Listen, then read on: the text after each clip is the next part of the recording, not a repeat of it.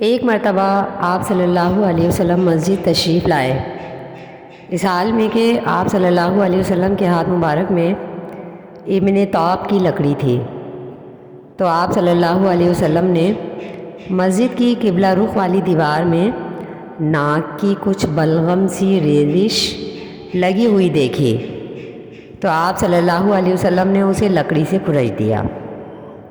صحابہ کہتے ہیں کہ پھر آپ صلی اللہ علیہ وسلم ہماری طرف متوجہ ہو کر ارشاد فرمانے لگے، تم میں سے کون اس بات کو پسند کرتا ہے کہ اللہ اس سے روگردانی کرے؟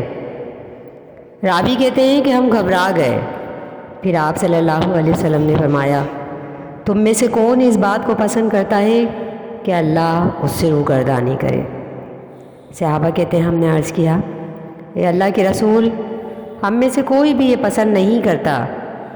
آپ صلی اللہ علیہ وسلم نے فرمایا، اگر تم میں سے کوئی آدمی جب بھی نماز پڑھنے کے لیے کھڑا ہوتا ہے تو اللہ تعالیٰ اس کے سامنے ہوتا ہے، لہٰذا تم میں سے کوئی بھی اپنے منہ کے سامنے نہ تھوکے اور نہ ہی اپنے دائیں طرف تھوکے، بلکہ اپنے بائیں طرف اپنے بائیں پاؤں کے نیچے تھوکے، اور اگر تھوک نہ رکے تو وہ کپڑے کو لے کر اس طرح کرے۔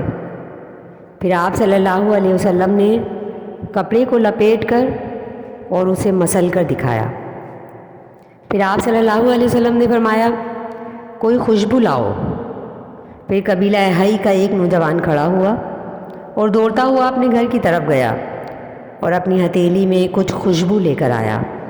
پھر آپ صلی اللہ علیہ وسلم نے وہ خوشبو لکڑی کی نوک پر لگائی اور اسے ناک کی ریزش والی جگہ پر لگا دیا، جہاں سے آپ نے ناک کی ریزش یعنی گندگی وغیرہ کھرچی تھی، اور اسے مل دیا۔ حضرت جابر رضی اللہ عنہ فرماتے ہیں کہ تم لوگ اسی وجہ سے اپنی مسجدوں میں خوشبو لگاتے ہو۔